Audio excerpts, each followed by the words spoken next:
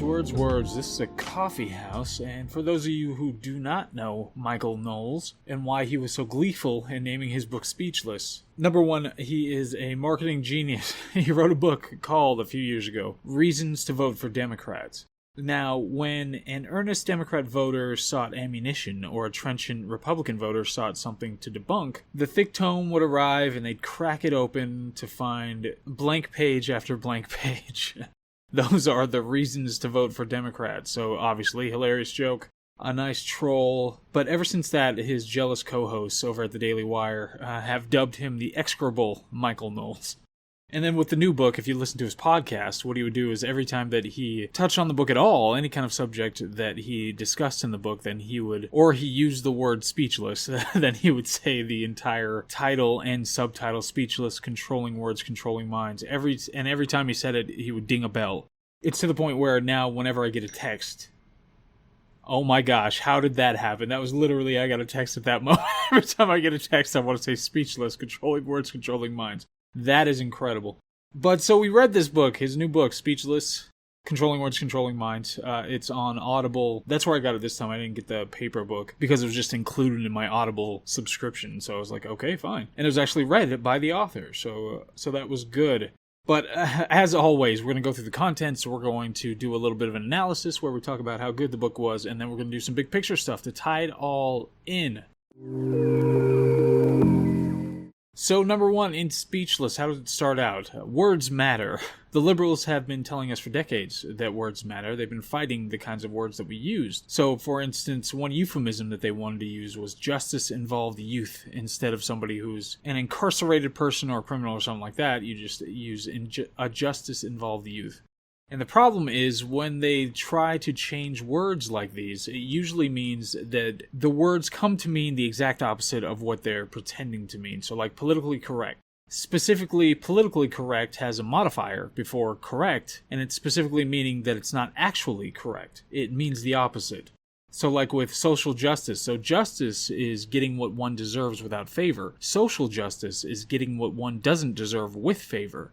And there are other ways that this kind of language trick is used. So like with the idea of same-sex marriage, there was actually no substantive debate about this when it was vitiating its way through the population before the Obergefell decision.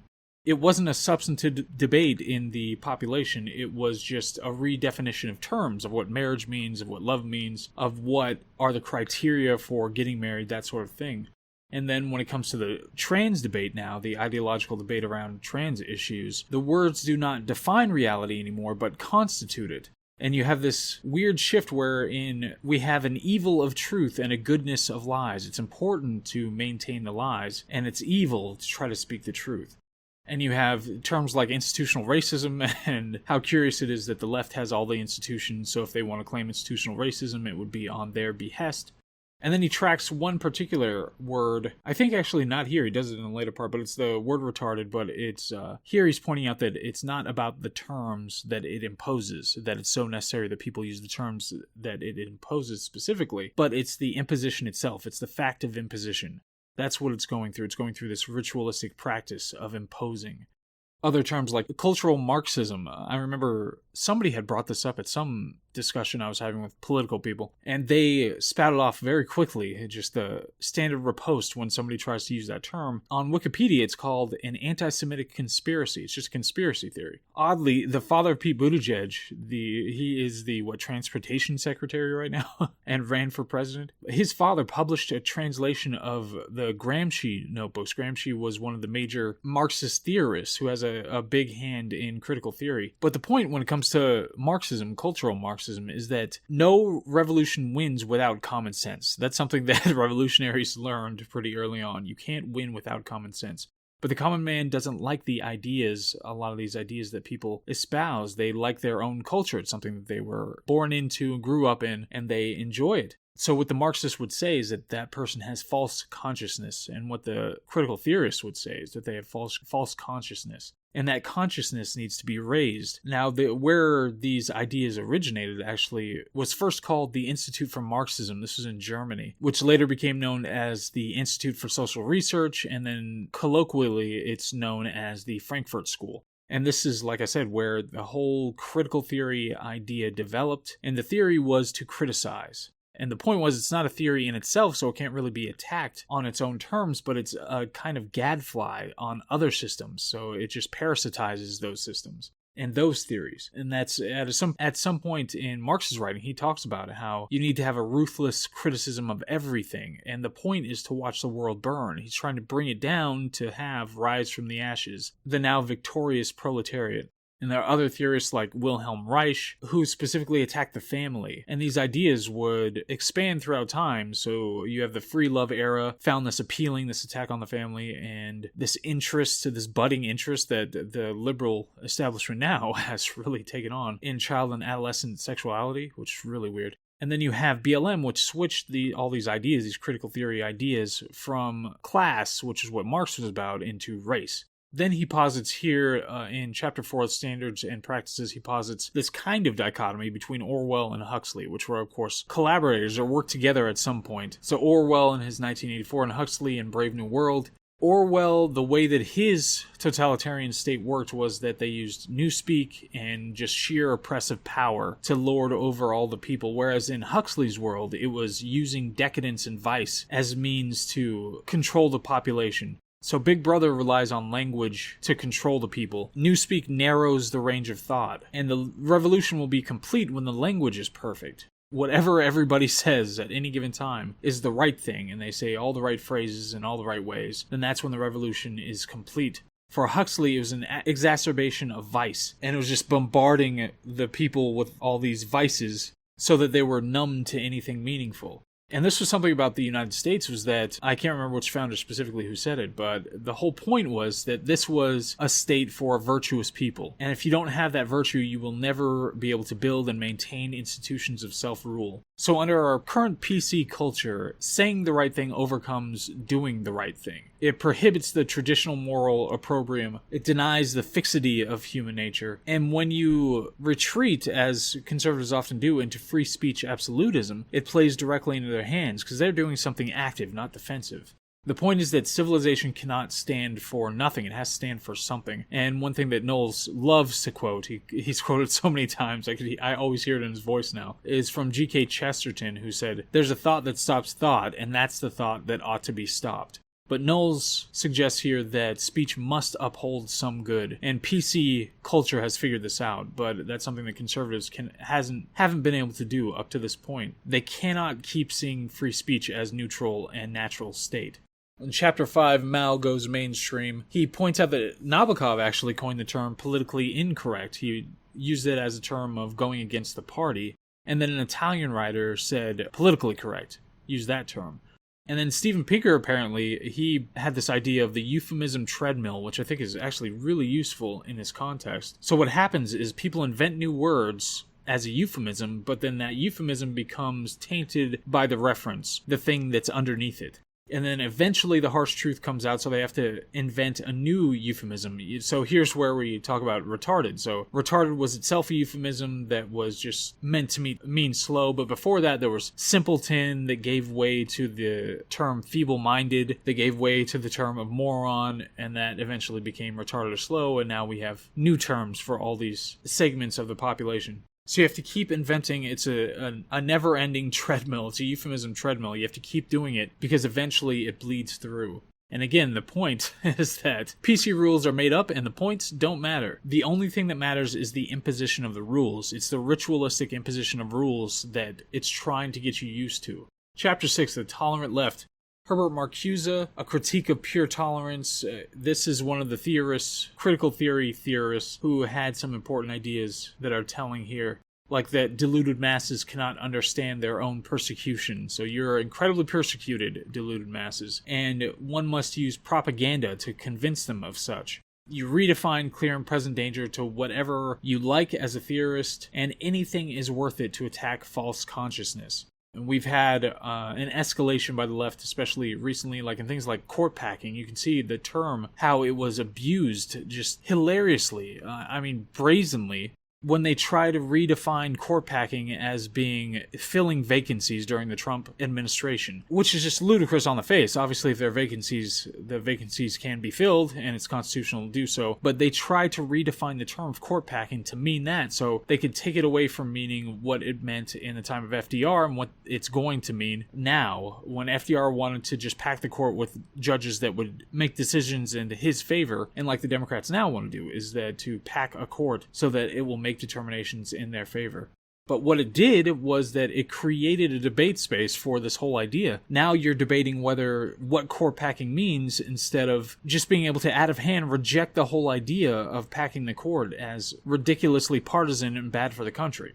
Alright, chapter 7 is nothing personal. This one talks about feminists, where the personal is political, and that was by Hanisch, who's one of the early ideas of feminism. These were the feminists who were throwing away bras as symbols of oppression, and again we had this idea of consciousness raising. So I forget who it was it Simone de Beauvoir who talked about how, no, it was a different theorist, but she talked about how women who want to, stay home and have children and all that they are wrong to want that for themselves, and that they need their consciousness raised. But again, this idea that makes it through this, it derives from Marxist false consciousness. The question was, why are the oppressed masses seeming so well-adjusted? Another outgrowth of this was when Joe Biden, when he was on that the Charlemagne the God podcast, and he said that if you don't know if you're for me or for Trump, then you ain't black. It's that, yeah, there could be black people. If they haven't had their consciousness raised, then they can't actually be real black people. So just a ridiculous idea that comes out of that. And then Simone de Beauvoir specifically attacked the family and motherhood as an institution. And I found out, I didn't know this, but that she was married to a philanderer, a guy who was not very good to her and was not respectful of marriage. So it kind of makes sense that she would be so wantonly willing to attack. Chapter 8, The School of Resentment. This one specifically talks about schools. And one thing that's pointed out here, black studies, women's studies, and queer studies, what do they all have in common? They all exalt the subject. That's the point, is to exalt the subject. Look what they've accomplished, look what they've done, look how they've been oppressed and how they've come out of it. White studies is the only one that does not do this. White studies is the only one that's a derogatory study. And then, of course, there are pushes to ban Shakespeare and the Bible, even though both of those are absolutely foundational to Western literature. And this guy Jeffries, who has a disciple of Nick Cannon, who talked about how white people were the ice people and black people were the sun people. And there's this kind of inherent virtue to one side versus the other. And this is obviously not something new. I mean, I wrote that paper on Coffee House Corner that specifically talked about somebody who had a lot of these same ideas. Then Nicole Hannah-Jones in the 1619 Project, the whole idea of the project was that saying that the United States was founded on slavery. That was the point. That's why they wanted to break away from the British. There was no evidence of this, and it was popularized by the Times until a whole bunch of scholars resisted this, and they even did it in this kind of cloying, weak way, but they still resisted this and said it was completely wrong. But there's already a curriculum based on it. And the weirdest thing is that there is so little support, actually, in the general population for this whole political correctness idea, but it still pervades. Because the loudest people with the most power in the most institutions are the ones who are pushing it. Then we've got Chapter 9, talks about campus, codes, and coercion, which goes through a number of things. I mean, there's good information in here. The idea that the only place that you can provide enough protection to be able to evade reality and talk about all this nonsense is on a college campus. And then all these oppression hoaxes and the whole hoax around the rape statistics that made the college campus of Harvard more dangerous than Botswana. And importantly, Western civilization is not uniquely racist and sexist, but uniquely opposed to both. People don't really understand the context of the world that the United States of America developed in, and they keep talking about it in such a just petty ideological way. And then the schools here, they start attacking virtues just in general, when the Western civilization is only built for virtuous people. And Knowles attacks Bush, the Bush Sr., for a speech that he gave where he only talked about economics. And he was saying this is emblematic of the problem with conservatives now, is that they only talk about economics and that they need to address culture. They really need to. And I know I just saw a representative recently who talked about, no, let's leave all the culture alone, never talk about it. But I think Knowles is extremely right in this particular context. We talk about trading taboos, and the big thing I wanted to pick out from this one was the fact that he goes in specifically to like the 7 deadly sins and talks about how those ones are being flipped around to be virtuous. So things like pride, pride historically would be something that's bad, but now it's pride. No, you have to have pride. Pride's really important, so let's have a pride month. Things like sloth, that the left sees work as an indignity to be rectified, as opposed to it's something that is dignified and people should be doing. There's another chapter that's about the war on Christmas, and then that one talks about the origin of Kwanzaa in 1966 by Dr. Maulana Karenga, who would be convicted for assault and false imprisonment of some women, but this was the origin of this supposedly wonderful rival to Christmas.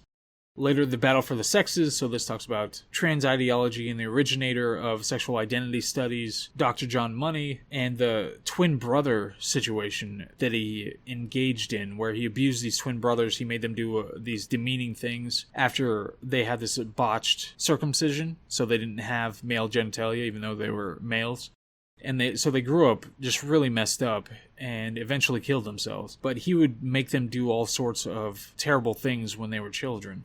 And then, of course, today we have things like Drag Queen Story Hour, and the author points out how there's a difference between liberty and license, and this is kind of an important concept, is there should be a gap between what is legal to do and what is morally acceptable to do.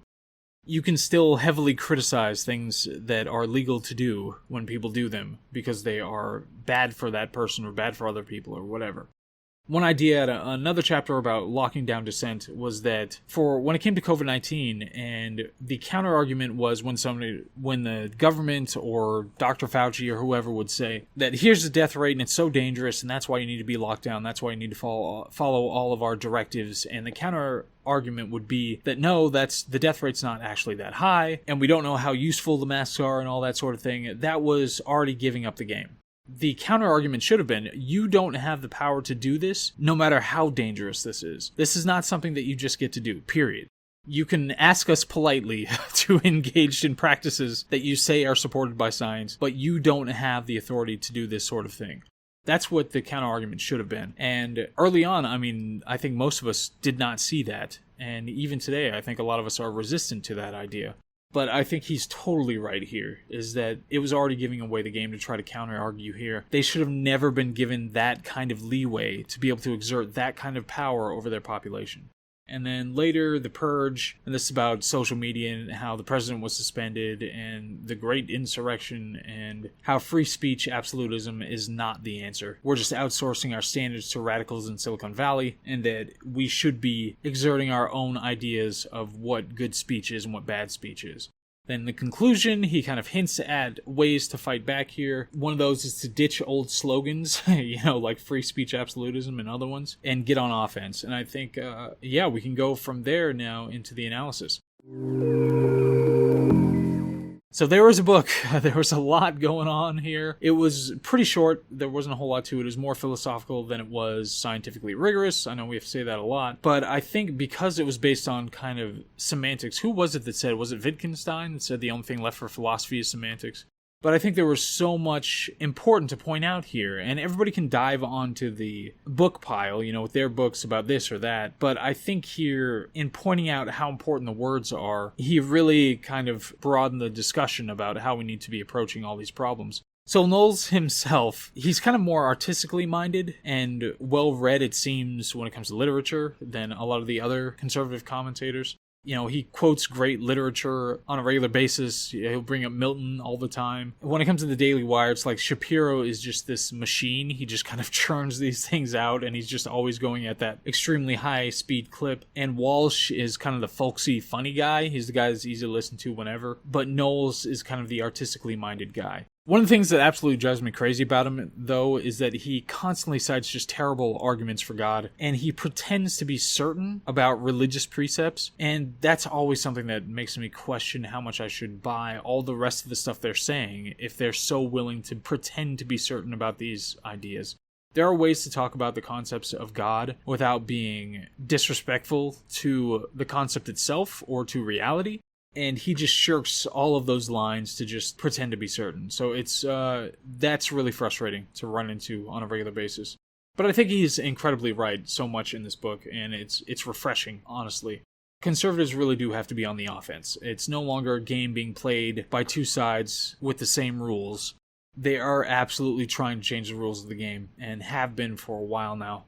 But language is the most important front where this battle is waged. Once that gives way, obviously, you lose that battle, then there's not a whole bunch left for you to counter with. And we, meaning conservatives and classical liberals, didn't push back on this stuff for decades because we thought it was trivial. Just the words that are going to be used, using pronouns or changing this word because it's reference to man so that it's more inclusive and all this stuff. We didn't think much of it because we thought it was trivial. But right now, the way things are functioning is that words don't describe reality anymore. Even though they should, they create it, even though they shouldn't. And that's kind of where the footing is when it comes to Western civilization. So that's something that we need to fight that head on. He really dove into topics. There were a lot of times where he really went down the rabbit hole of the etymology of words, which I absolutely loved. I loved those parts to no end. There were some boring topics like the relative Christianity of the founders. It's like some things just have so little weight on anything, but it's so personally important to commentators that they will just dive down it. But it didn't seem like there was much fault throughout philosophically. Obviously, this is one read, and this was an audiobook, so it's like how much was I able to really dive down on any given thing? But to me, there were a lot of things that were just good about it. Moving on to big picture. The most important unit of resistance against tyranny is the family. That's why it's the clearest target. The education system is trying to foster that separation, and the whole idea of the family no longer being the goal, having your own family, and that reproduction is no longer the aim. It's not like everybody get to the age of reproduction and get to start doing that. All of these things dovetail to be a battle against the whole idea of the nuclear family, which is the most important and the strongest nugget of resistance against a tyrannical government. So that's something that has to be pushed back on. I mean, that's something you can't let fly. Now, keep in mind the hypocrisy and being blatantly wrong about a topic. These things are the flex. They're the point. They're the exertion of power. They're saying, look how wrong we can be and still get you to comply. It's the feature. It's not a bug. The point is to exert authority, and that's why they keep adding new words and new standards, and it's to ensure that everybody is constantly failing. They're in perpetual failure, so they constantly need the largesse of the government or the largesse of progressive politicians. So, anyway, I'm glad Knowles wrote this book. It was good to go through. I'll be glad to get into something that's not specifically political. I mean, on the political front, I just feel like it needs to be action, action, action everywhere, period. And it needs to be to the point of squashing these kinds of horrible ideas once and for all, and just being completely victorious on that front and leaving it on the battlefield. But I am looking forward to getting into some other stuff. Some other stuff that isn't specifically about politics, and we'll see how that goes. So anyway, this is Coffee House. I really appreciate you listening. Check out Coffee House Corner on Substack. Check out my book, John Shade Reads. I'm going to change the series just so it's within the Coffee House kind of framework, where we're doing pretty much the same thing, where I just make jokes about other people's amateur writing.